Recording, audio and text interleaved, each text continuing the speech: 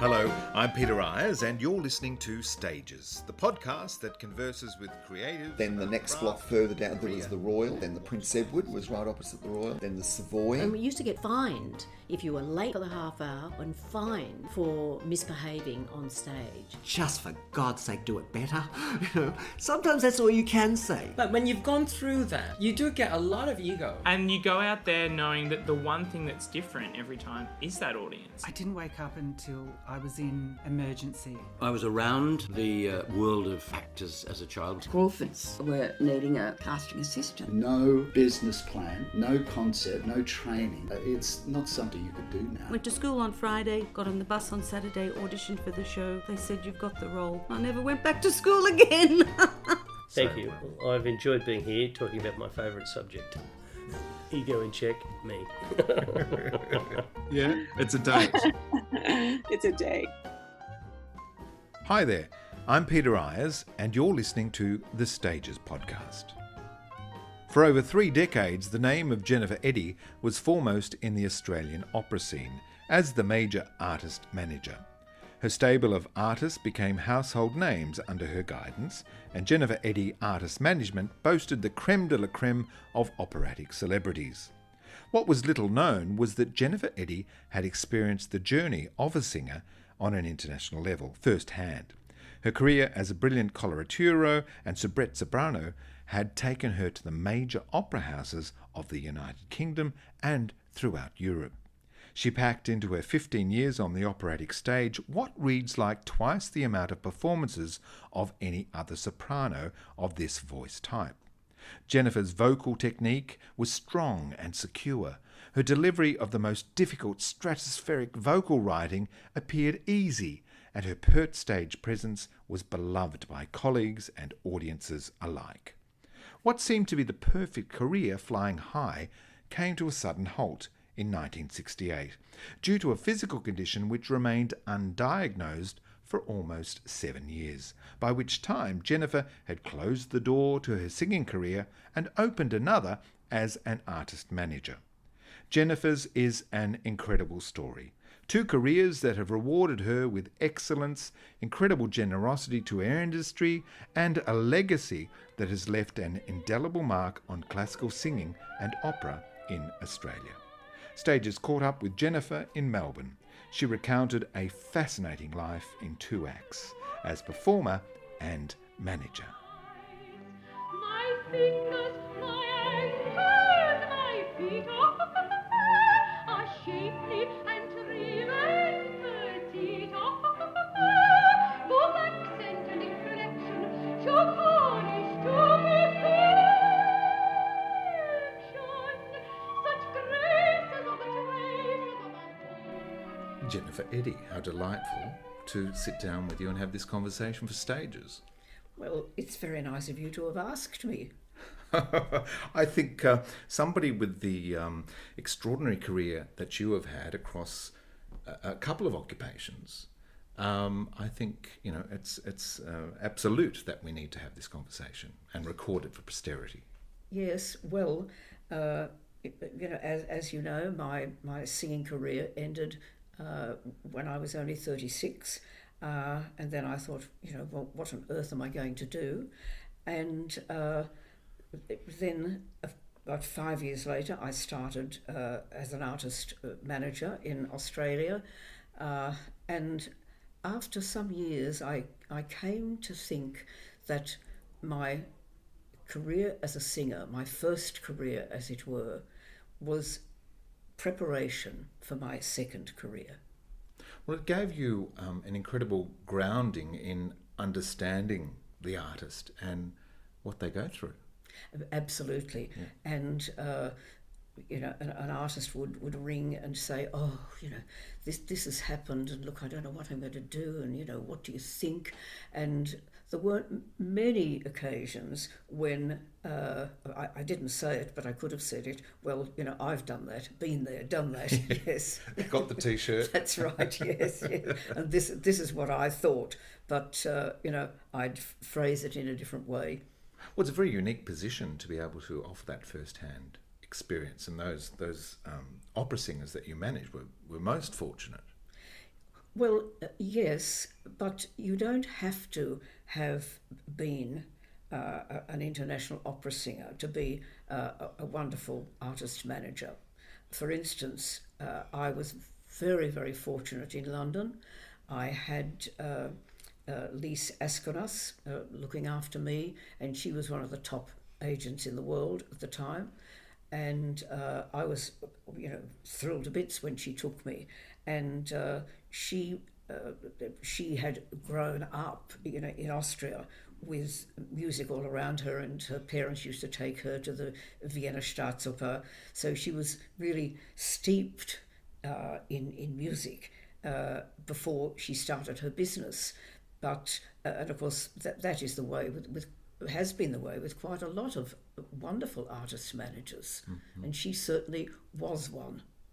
To have an appreciation of the artistry, but also of the business side of things, how that all works. Well, that's another thing, because when I started the artist management business here, I had absolutely no idea about what was in the contracts for singers, because I never read them, because in any case, they were sometimes in languages that I wasn't, really fluent in.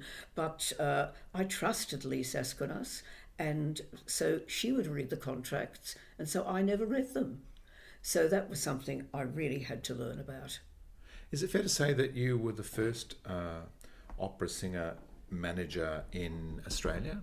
You're a pioneer in artist management? Well, I was a pioneer, and nothing to do with me having been an opera singer myself. Nobody was doing it here. And I remember when the great and well-loved Australian-based singer Neil Warren Smith, who was a contemporary of mine, and who I had met in our early years at the local singing competitions, and I remember that he came to London to sing some guest performances with English National Opera, and so David and I invited Neil and his wife to come over for dinner, and that was when I had decided that I had to give up the singing, and I decided that I was going to have a go as an artist manager. And at that time, Neil was perhaps the best known opera singer in Australia, and certainly the most loved. And so I told Neil what I was going to do, and he said, "Well, how would you like to look after me, darling?" And I sort of, I said, "Yes, Neil, yes, I would." And I told Lise Askenas about this, and she said, "Jenny, that is wonderful." She said, "You will ride into that industry on Neil Warren Smith's tails." And it was true, because when I first started, I had to make appointments to go and see top people at the ABC and the opera companies. And of course, I understood this. They were suspicious of me, because they didn't know whether I was going to be helpful or just come and make a lot of trouble. But I found that when I went for these interviews, that they would say to me quite early on, "Well, who do you represent?" And of course, there was Neil Warren Smith, and then some of my contemporaries and friends, like Gregory Dempsey and Margareta Elkins, and they very kindly said, "Well," this is when we were still in London, "well, when you go back to Australia and you start this business, we'd like you to take our Australian representation," which was very, very generous of them, and a real show of our very long and loved friendship. But I used to find, as I said, when I went to these interviews, and they'd say, "Who do you represent?" And I would say, "Neil Warren Smith," and they'd be so impressed with that I could talk to them about Neil for the next 10 or 15 minutes, and I didn't have to say anything else, because I didn't have a lot else to say at that point. So crucial to that new occupation, you had to build relationships with the organisations who would be employing the singers. That's right. Yeah. Absolutely right. And as I said, I knew that people would be suspicious of what I might do. And you can't build trust overnight. So I knew it would be a long process. And the first couple of years were pretty hard, but I didn't expect them to be anything else. I imagine the organisations would grow to appreciate your role also, rather than dealing directly with the singer. Well, today, I don't think you'd find a professional singer in Australia who wasn't represented. And also, something else that I was responsible for was getting other people interested in doing what I was doing, so they would become my competitors. Training the next generation. That's right, yes. And I remember Virginia Braden, who ran arts management in Sydney, and she was only looking after orchestral players. And I remember she came to see me in my new office in Melbourne, and she said, look, I thought I'd come and see you because I just wanted to assure you that I will not take on the representation of singers. And I said, Virginia, I said, I want you to take on the representation of singers, because I said, I don't want to manage every singer in Australia. And I said, and every singer in Australia doesn't want me to be their manager. So Virginia then started, and then others joined us. Do you prefer the term manager or agent? I don't mind which. Both the same. No. Both the same. Yes. But it is crucial for an artist in securing an agent, a manager, to have a relationship, a mutually respectful relationship. Yes, absolutely. You need to have great trust in your agent that they're going to serve you to the best of their abilities. Yes. And I guess if you don't have that relationship, you move on and you find somebody who does understand you, and vice versa. Absolutely. And that situation arose, maybe only a couple of times in the almost 40 years I was doing the job.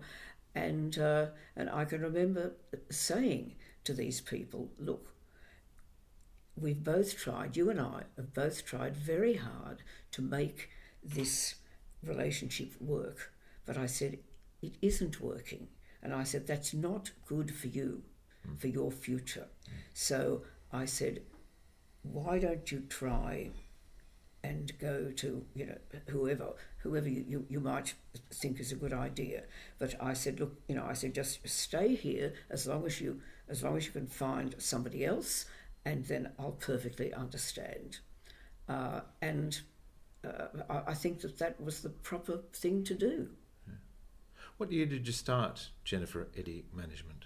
1975. Right. Yes, because we got back here in end of March, back here from London, end of March, after 16 and a half years.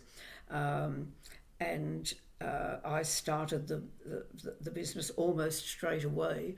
I borrowed my mother's portable typewriter, and we were renting a flat initially, and so I put Mum's portable typewriter on the kitchen table, and then I started writing letters to people. And fortunately, I had Lise Askenas, who I mentioned before.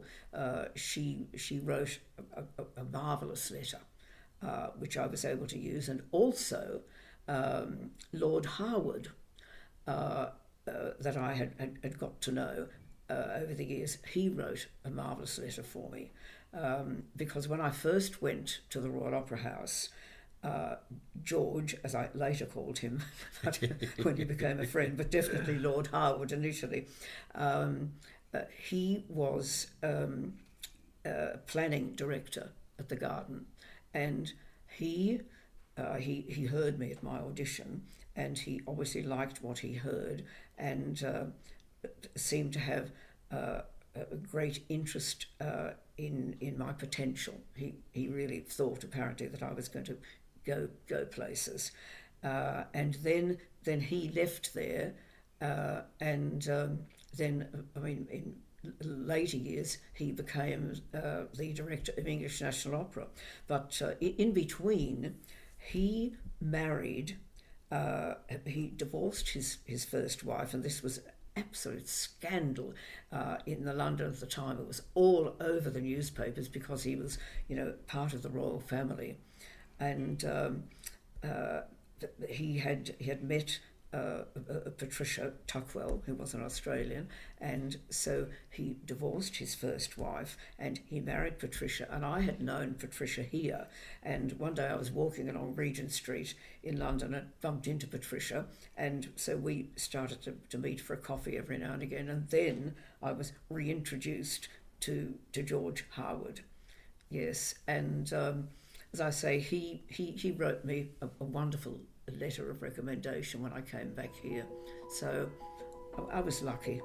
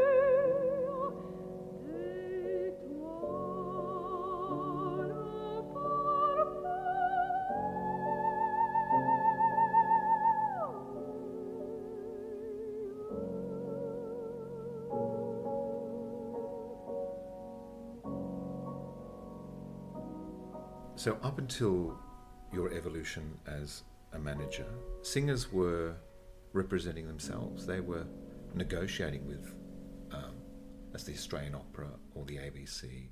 Oh yes, absolutely.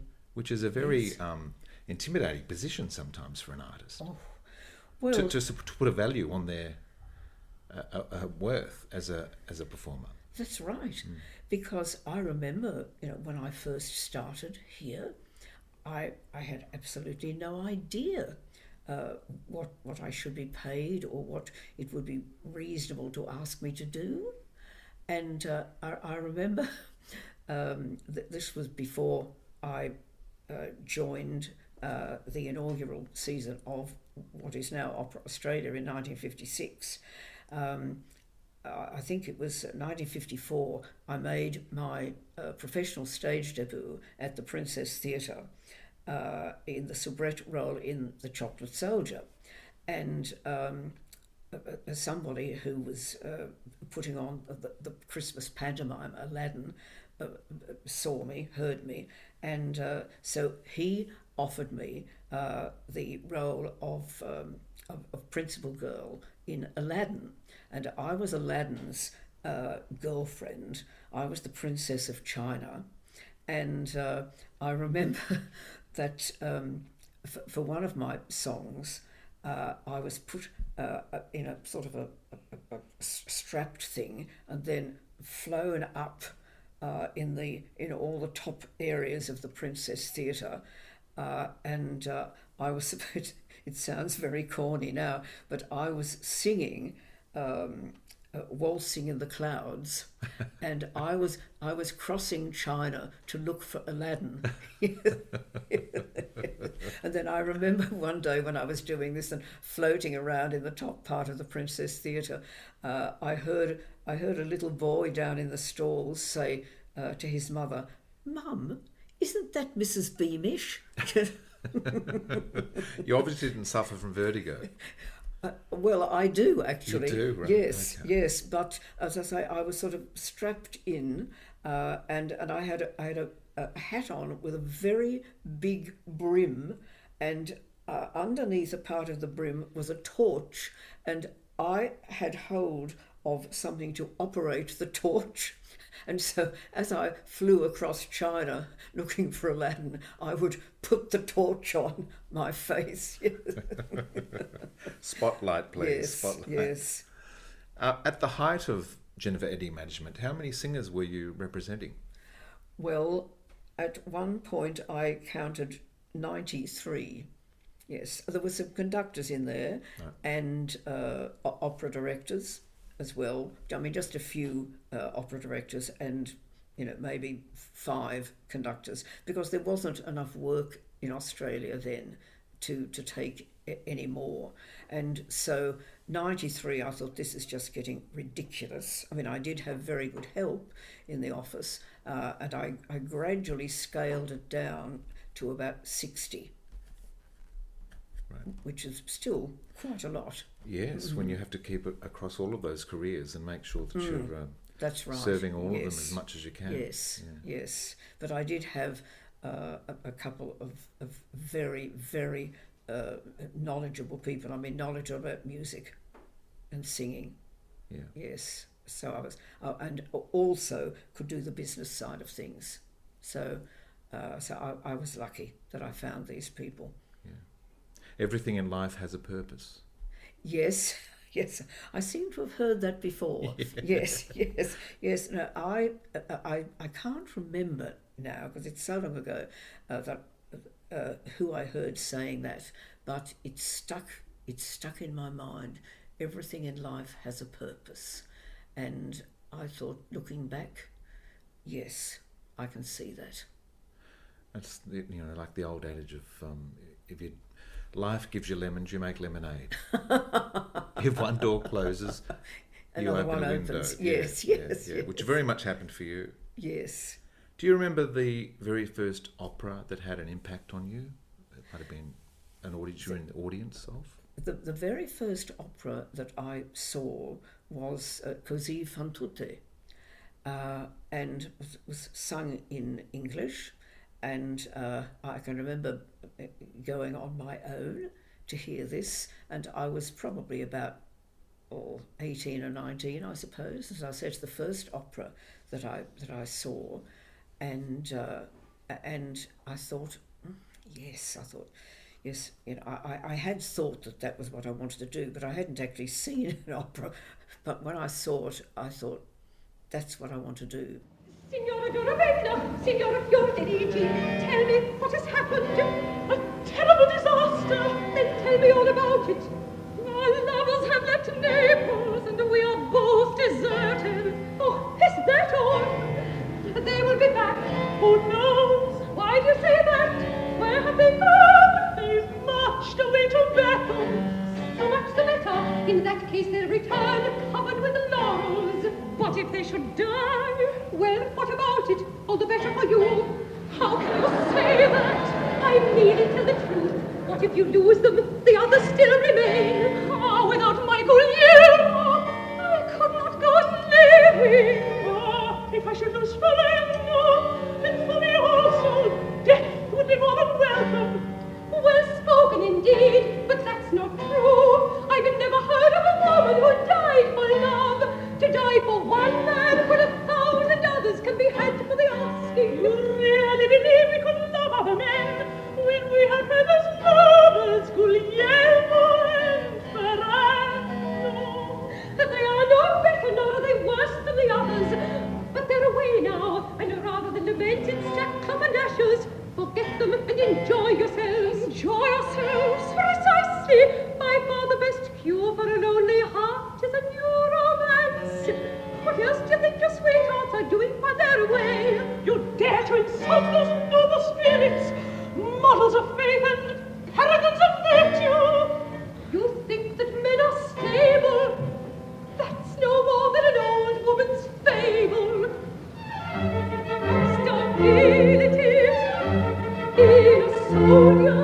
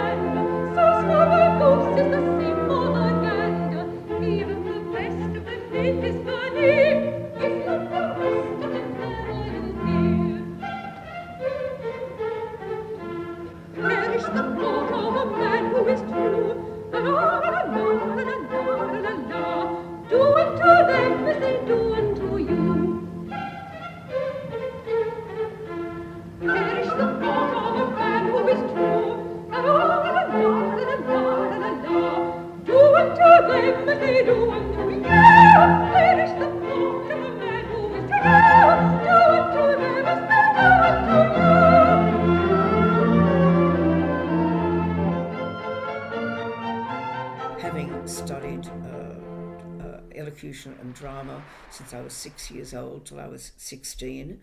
I thought, now if I could get into opera, I do know how to walk across the stage and sit down and stand up and all of that, and singing as well. But I actually should go back to when I was 11 years old. My mother had entered me in the elocution sections of the Corowa Eisteddfod, and in those days Melbourne to Corowa was a very long way. Yes, and my elocution teacher said to my mother, "Marjorie, you're going such a long way for Jenifer to go into these elocution competitions." She said, "Why don't you enter her in a singing section?" And apparently Mum said, "Well, we don't know whether she can even sing in tune."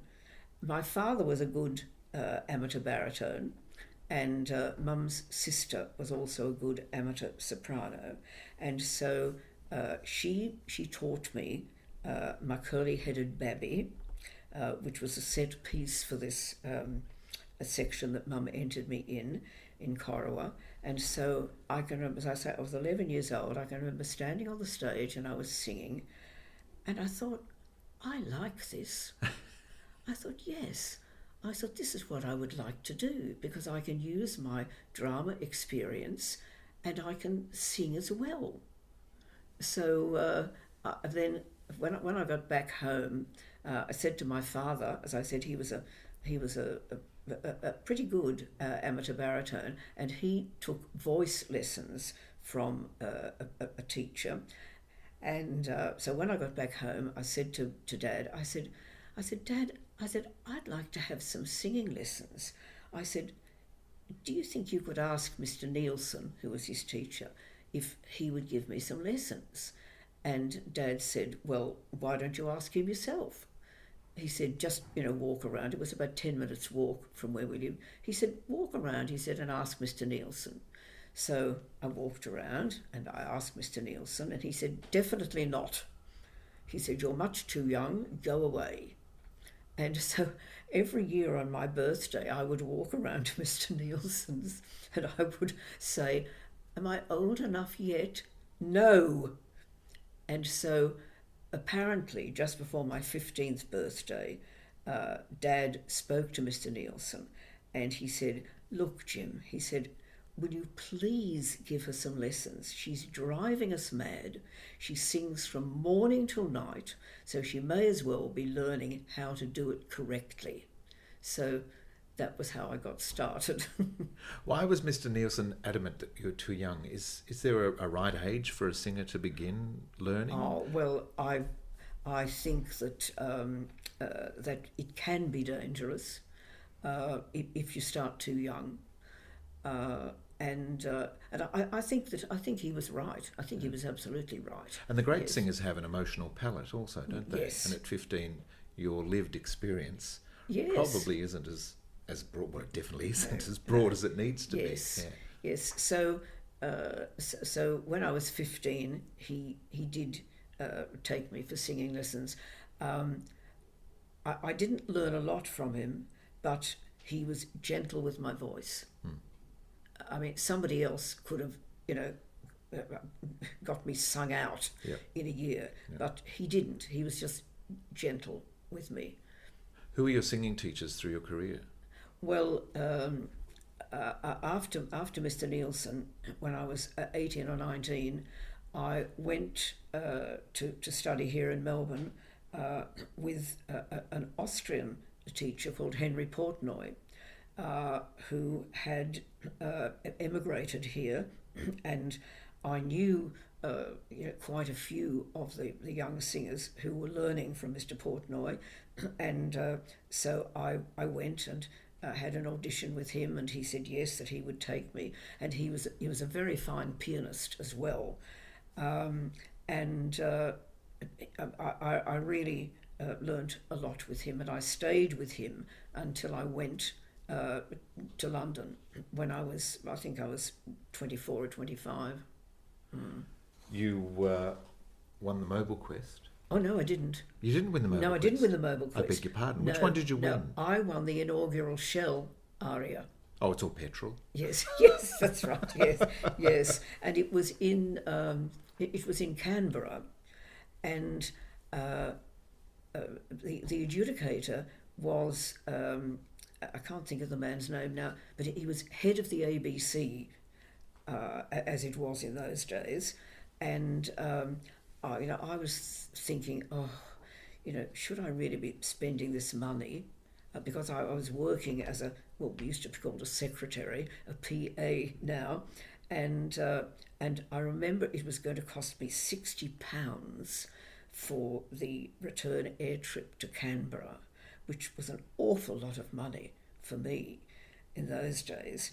And this head of the ABC was the adjudicator, and he had previously adjudicated me just a few months before in what used to be called the ABC Vocal and Concerto competition.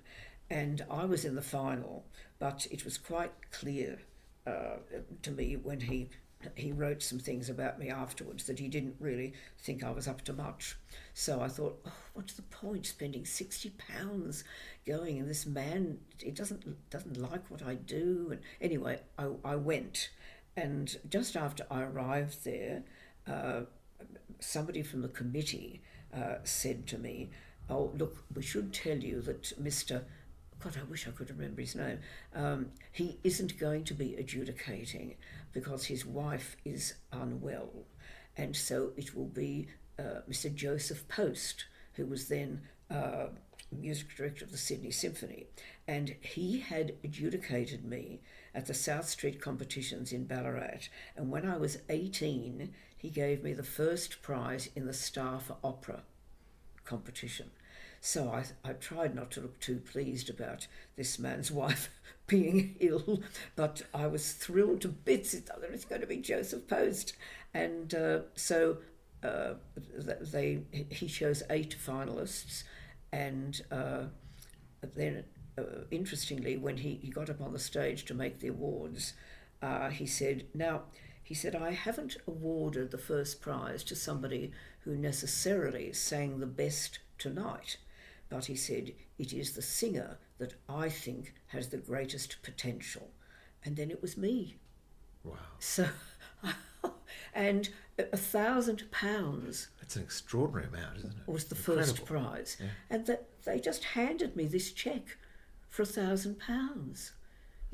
No rules or anything like that to follow. Did you go and buy a nice new car? Or? Well, you see, that's what a lot of people would have done. And I did say then that I think that money that is won for singing must be spent on singing.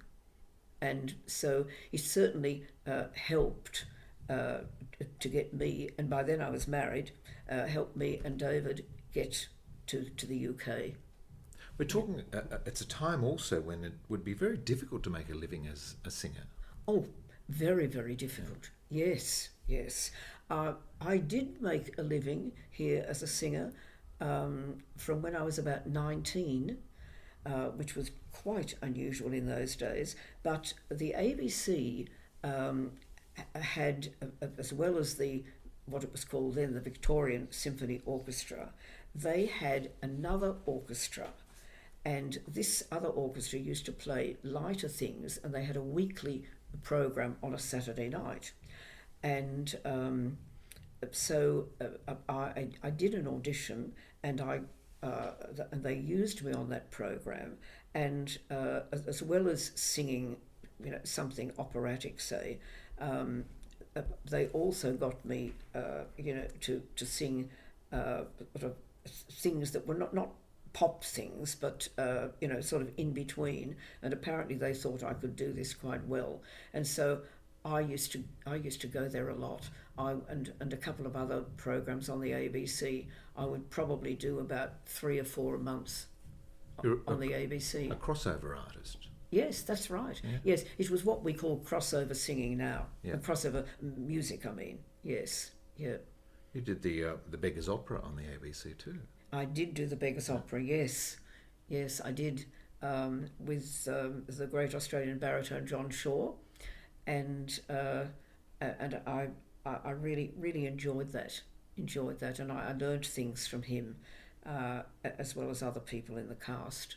What a glorious time for the arts when the ABC would rehearse and film and broadcast Yes.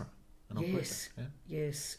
Specifically for a televisual audience. Yes. Well, thank heavens they did, because it was pretty little else that we could earn money from in those days. Yeah. Well, it was, as I said, it was before, I think, it was Lady Mayoresses receptions and Masonic ladies' nights. And then at one point, I remember I did cabaret at the Australia Hotel in Collins Street. And people ate earlier in those days, and so I'd go there about 6 o'clock, and then about 7 o'clock I'd wander around these tables singing while people were clattering their cutlery, and then I'd be finished by 8 o'clock, and then my husband would often meet me outside with the car and drive me to a Masonic ladies' night or something like that, and so I would sing there and get these 2 fees in the one night. Oh, heavens above, it was unheard of. It must have been very disheartening not to have anyone notice you on those occasions. Yes, well... How do you keep optimistic and positive and working towards... Yes, well... I seemed to work with people. For instance, these things like Masonic ladies' nights. It was a pianist there who was often asked to recommend artists for that sort of thing, and he thought that I was exactly the right person to do this. So he helped me get a lot of work, because there were no agents, as we said, in those days, helping to find your work. You had to find it yourself. Yeah.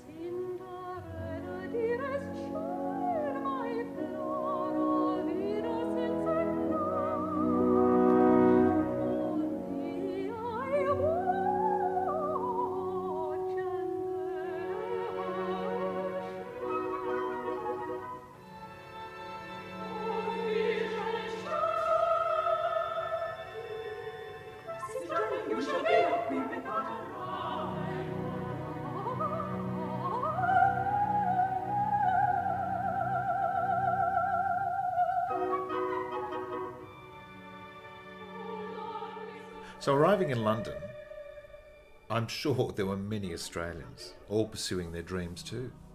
Oh, absolutely. And at that point, they were saying that if all the Australian singers left the Royal Opera House, the Royal Opera House would have to close.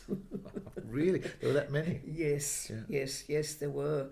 And I mentioned the great Australian baritone John Shaw before, and he'd arrived there a year or 18 months before, and he was already principal baritone at the Opera House when I arrived, and he and his then wife invited David and I to come and stay with them for a couple of weeks on arrival, and he had set up an audition for me in the Opera House, and I don't know what he told them about me, but I was able to miss the first audition where you're supposed to be heard by a member of the music staff in a studio, and somehow or other I was heard on the stage first time, yes, and so seemed to go well, and then they said they wanted me to come back in 2 weeks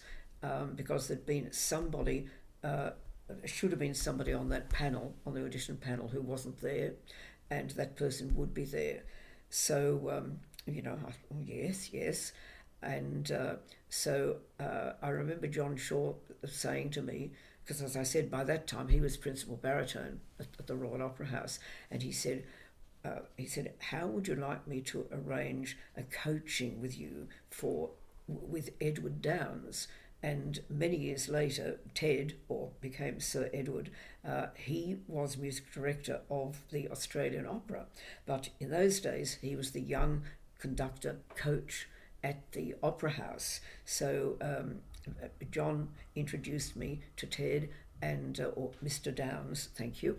And so he took me through my audition pieces, and then a few days later I did the audition, and I know he was on the panel, and I hadn't heard anything after a couple of days, and then John Shaw said to me, he said, I bumped into Ted, he said, in the Opera House today, and he said, Ted said, he said, John, he said, I want to tell you we were all very impressed with your friend.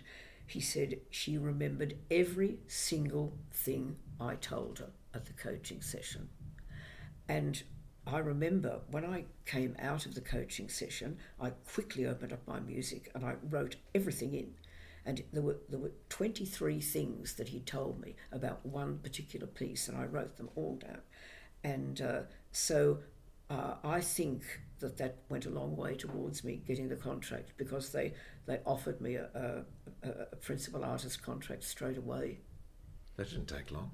No, it did not take long. No, it didn't. No, I was there a lot earlier than I thought I would be.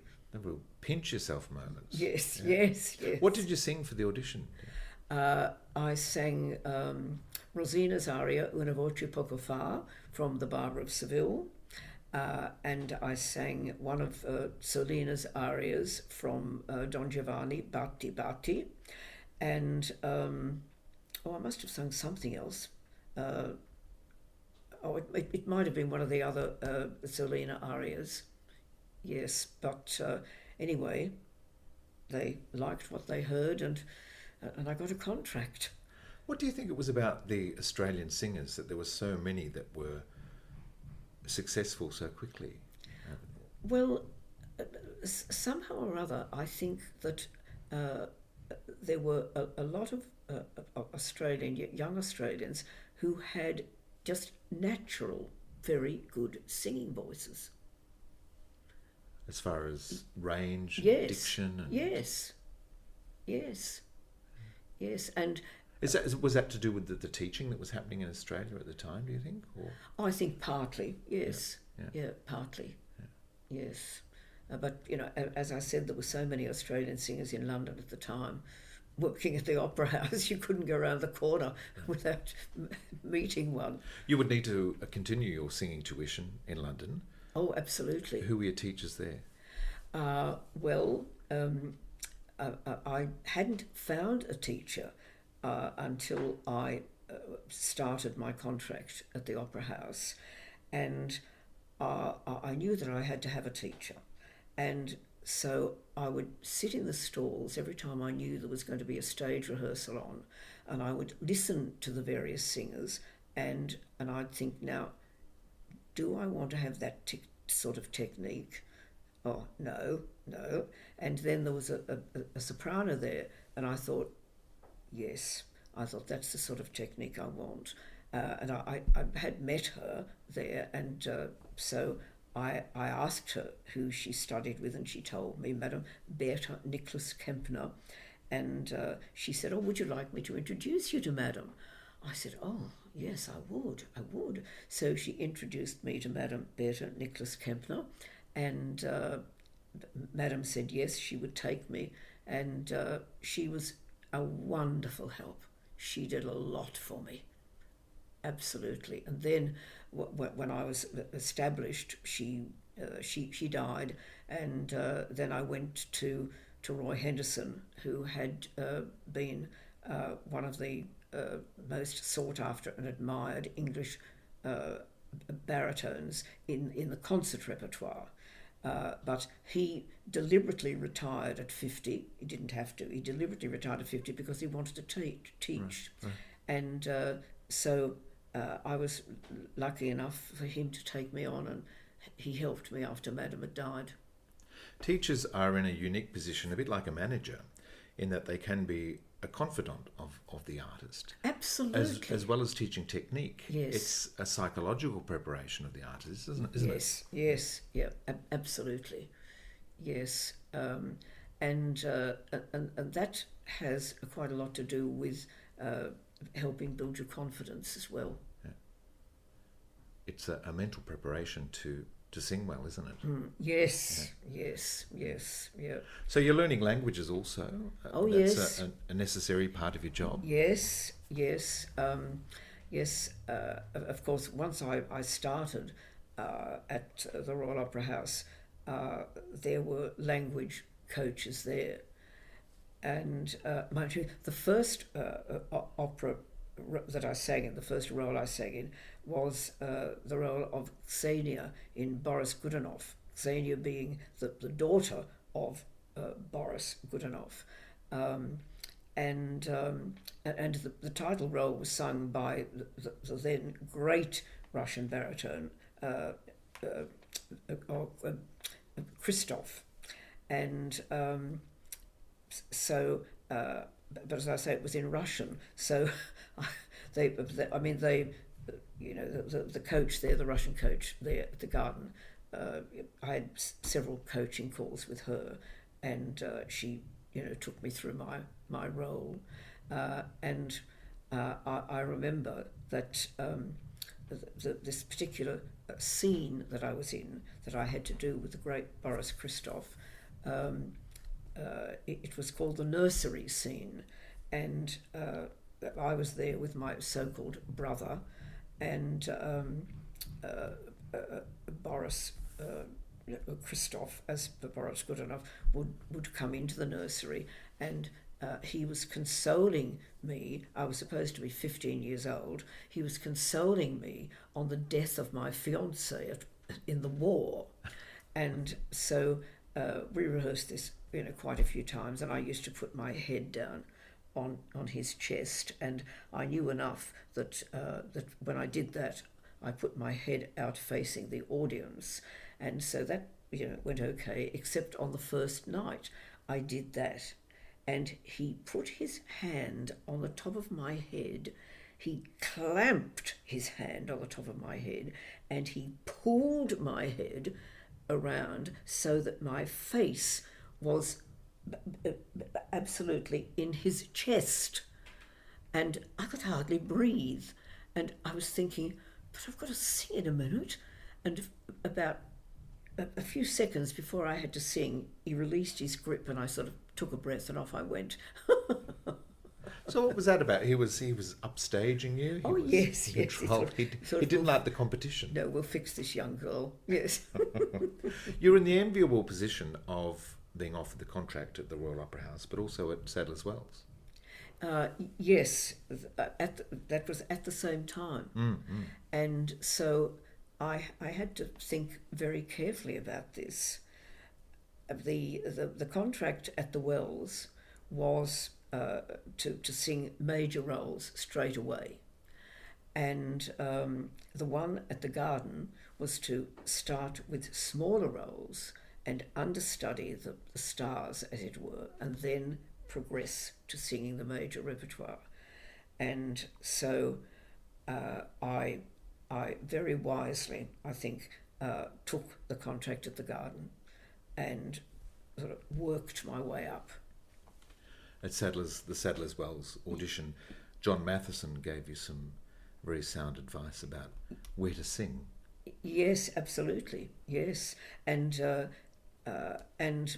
you know, when I first went to the Garden, he and Ted Downes were the two young coaches, conductors, and so I had some coaching with John there, and he was a terrific coach, and so then when he and I sort of met at Sadler's Wells, was to do Fledermaus together, and that was really good because he gave me a few coaching sessions too, and did he point out a particular board to stand on at the audition? Oh yes, that was John. Absolutely, yes.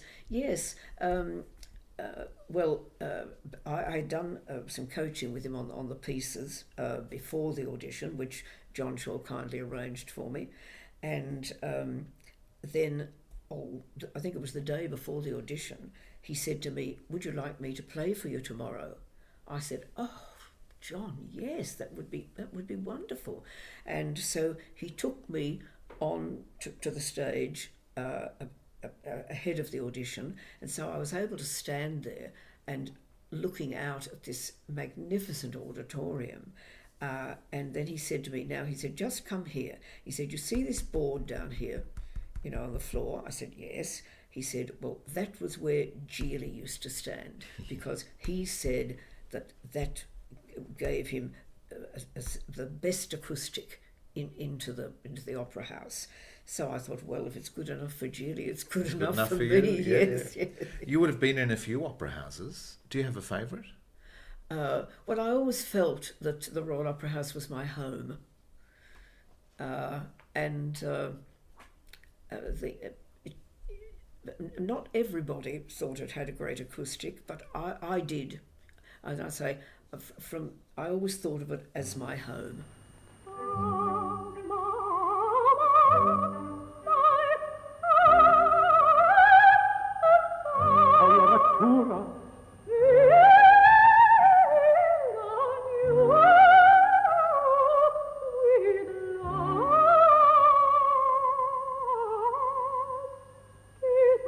A most remarkable technique.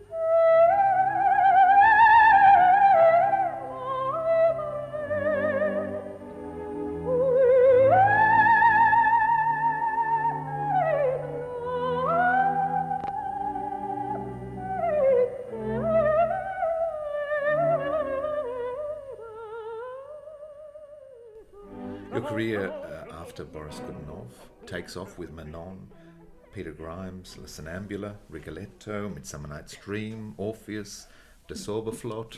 Yes. Extraordinary roles. Yes. Did you have a favourite? Yes. Oh, look, not really. Mainly the one I was doing. But I did enjoy doing Titania in Midsummer Night's Dream. Yeah, that's the Britain? Yes, yes. And I was working with the famous and well-loved baritone Geraint Evans, who was playing the role of Bottom in the production when I was doing it. And at the end of the first act, Titania and Bottom are supposed to be lying down going to sleep. And so Geraint and I used to have to sort of go up this bit of a steep hill on the set and then lie down on this very narrow ledge. And Geraint always used to very gallantly sort of move over and try to give me as much room as he could, and especially so when I was pregnant. And because he would, because I still sang performances there till I was 7 months pregnant. And so poor old Geraint, in the end, I mean, he had about 2 inches of space and I had to have the rest. Did motherhood change you as a singer? Does the voice change at all? Or? Not that I was conscious of. No, I don't ever remember thinking to myself, oh yes, I can do this now and this has happened. No. So I said I sang performances till I was 7 months, and then I went back to performing 6 weeks after Eamon, my son, was born, which was too soon. It was really too soon. I didn't sing very well for the next month, I suppose. Till your body was returning to what it once was, I guess, after pregnancy. Yes, that's right. And yes. a good deal of exhaustion too, I imagine. Yes, absolutely, yes. Absolutely, yes. A good deal of operetta also is part of your repertoire. Yes. Is there a different approach to both of those genres, opera or operetta? Look, not really.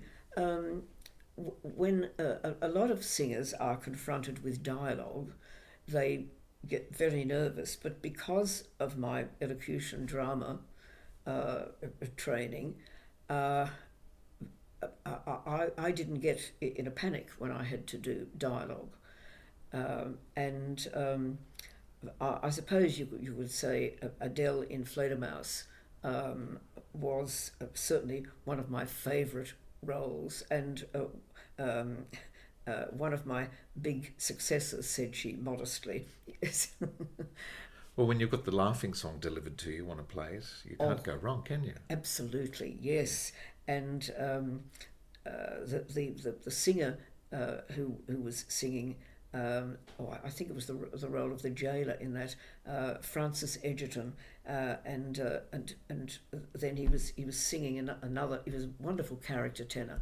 He was singing another character role in Ariadne when I was doing Zerbinetta, and he said to me, he said, every time I'm in an opera with you, he said, it runs longer. I said, yes. He said, because of the applause. He said, look at the applause after the laughing song. And I said, Frank, if you can't stop the show with the laughing song, you shouldn't be in the business. Quite right. Yes, Quite right. Yes. No, it's a gift of a song. My dear Marquis, why must you be so low to your eyes? When you stop and stare, take a lot more care and closely scrutinize. My fingers, my ankles, my feet are shapely and trim and petite. Both accent and inflection show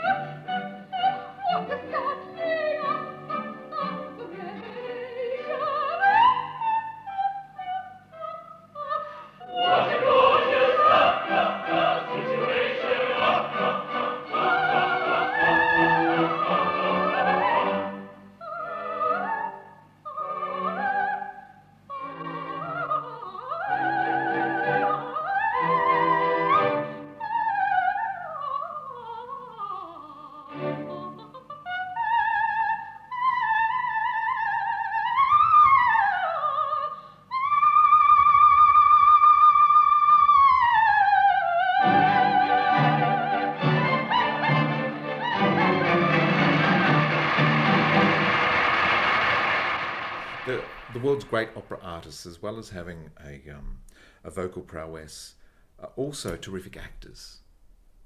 Yes. How did you prepare a role? Like, I mean, I know that you worked with that great Shakespearean actor, Glenn Byam-Shaw. Absolutely. He must have been a wonderful teacher of acting also. He did the production of Fledermaus, the new production of Fledermaus, when I did Adele. And he was inspirational. He really was. And I always remember on the first night he came into my dressing room to wish me all the best, and he said, I want to say a big thank you to you. He said, because I know that you'd sung this role previously for the Welsh National Opera, and he said, it didn't matter what I asked you to do. He said, you never once said to me, oh, well, you know, I used to do it this way. And I said, well, no, Glenn, I wouldn't dream of saying that. He said, I just want to thank you for that. But I did learn a lot from him. And that production of Fledermaus that he did, it was an absolute joy to be in. Well, 1968, that all seems to come crashing down with a physical condition which becomes prominent with your vocal cords drying out. When did you first start to notice that something was wrong? When I started to have difficulty with the very high notes in my voice, because being a coloratura soprano, I had a sort of an extension on the top of the voice, and one or two of those really high notes suddenly became effortful. And I thought, what's happening here? And then it sort of was creeping down, and that's when I took myself off to Harley Street to one of the ENT people there that I'd been to on and off throughout my career, and he was the first one to look down my throat and say, well, your vocal cords look like two pieces of old elastic. And that's what all the other ENT people in Harley Street said. That's something a singer doesn't want to hear. Yeah, no. So I mean, it was no wonder that I couldn't sing, because they wouldn't stretch. But none of them knew what to do about it, and it was only when my GP, and this is after 5 years, I have to say, of trying to find what was wrong with me and how it could be remedied.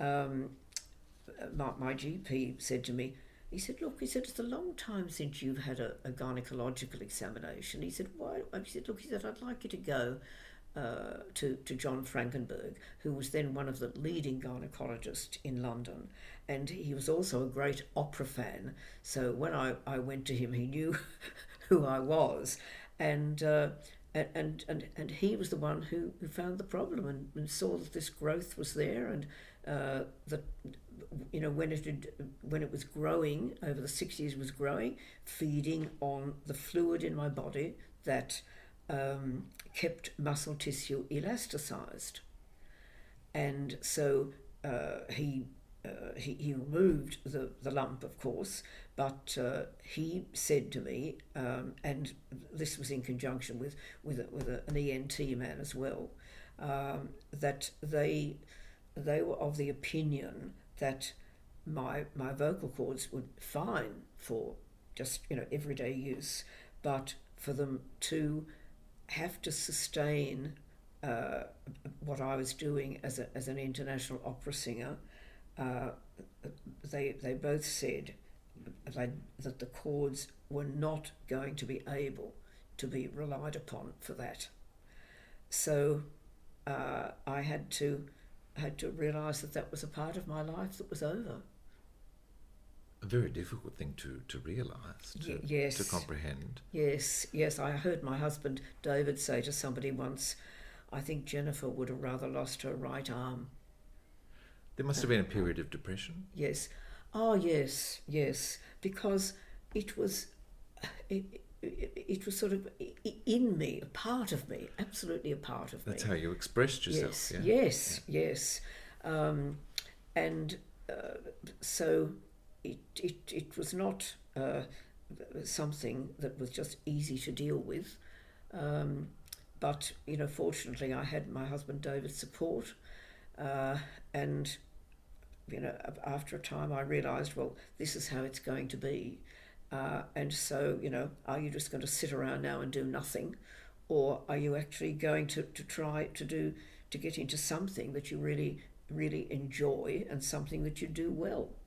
Everything in life has a purpose. Absolutely, yes. And yes. As tragic and traumatic as losing your voice was, look at what you've done for the careers of umpteen singers.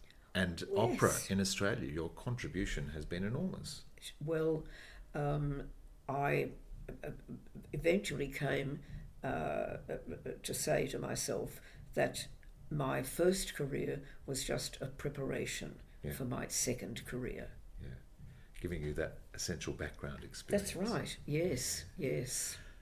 Do you still manage to sing? I mean, not a big sing, but yes. Are you able to sing? I'm being absolutely truthful when I say this. Apart from, perhaps being in church at a wedding or a funeral or something, I have not sung a note.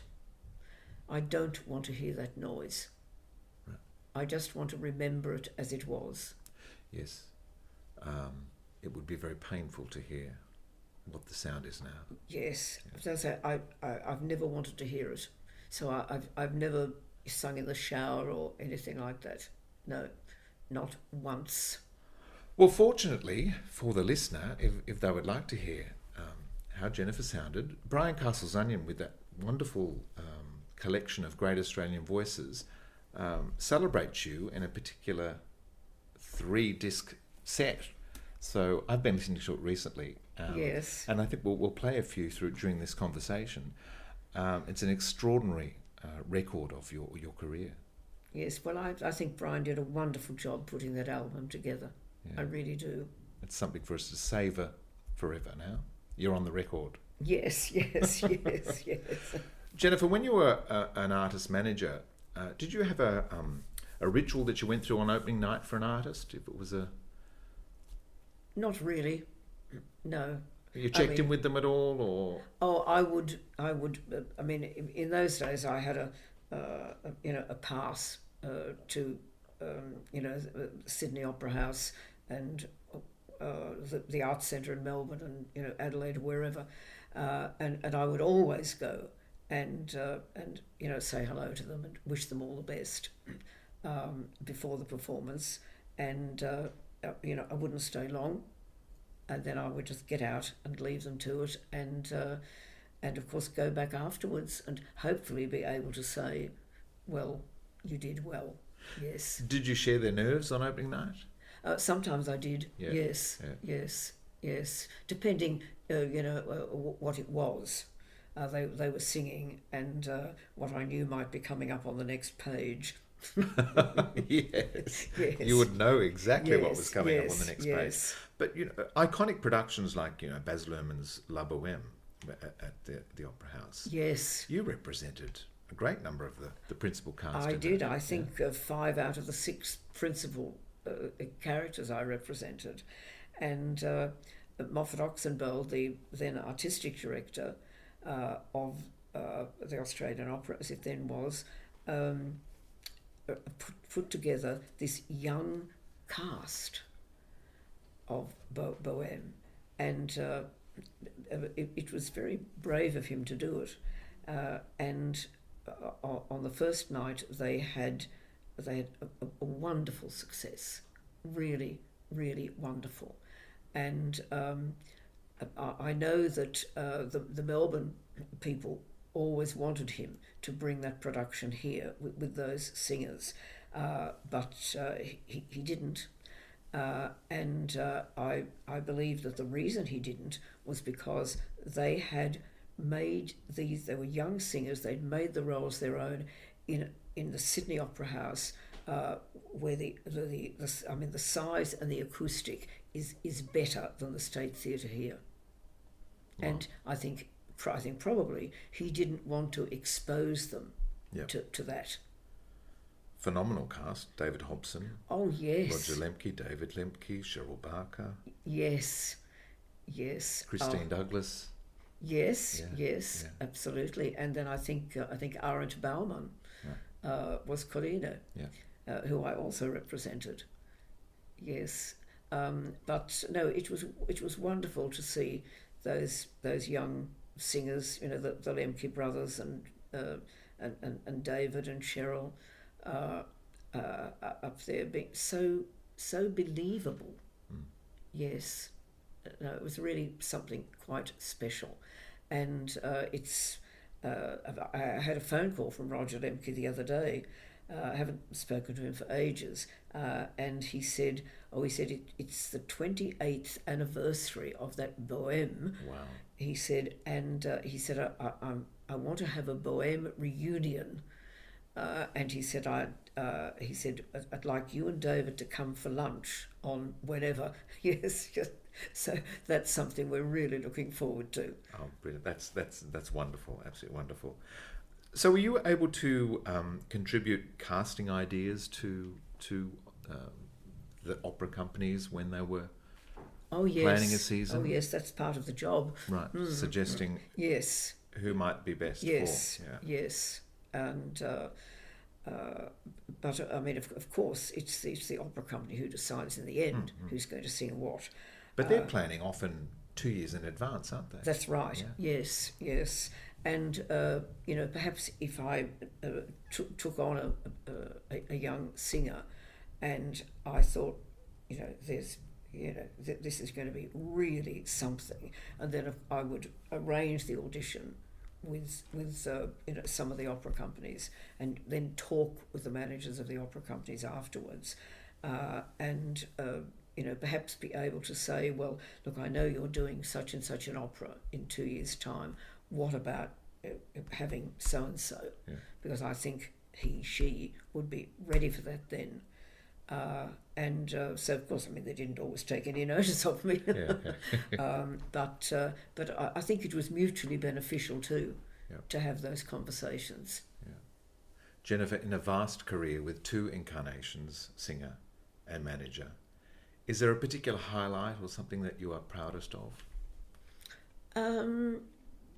Look, maybe I'm proudest of being able to say goodbye to the singing career and not feel any envy when I went to the opera and saw people up there on the stage, and especially the sopranos singing the role that I would have sung if I'd been in it. And so I think that I handled it pretty well, as I say, because I didn't ever feel, feelings of envy towards these people. Jenifer Eddy, thank you for being so candid in sharing your story today. It has been a delight. Well, thank you for having me here. What a story, eh? Jenifer is such a vital cog in the machinery of opera performance in Australia, and an example of reinvention and resilience. My guest in this episode, Jenifer Eddy. My thanks to Brian Castles-Onion for his assistance in producing this episode.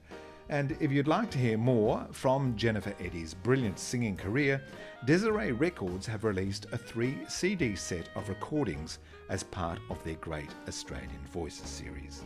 It is the most wonderful collection, which is presented in a glorious booklet with extensive text detailing Jenifer's stellar career. Thanks for joining us in this episode. It's always great to have your company.